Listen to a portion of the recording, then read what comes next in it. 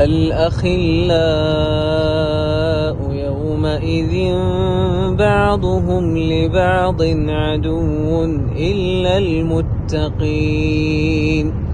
يا عباد لا خوف عليكم اليوم ولا أنتم تحزنون الذين آمنوا بآياتنا وكانوا مسلمين.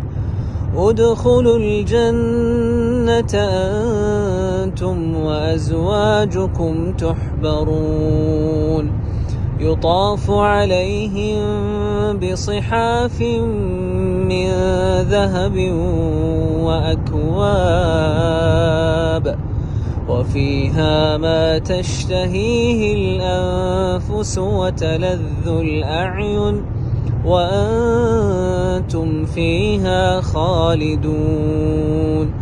وتلك الجنة التي أورثتموها بما كنتم تعملون لكم فيها فاكهة كثيرة منها تأكلون.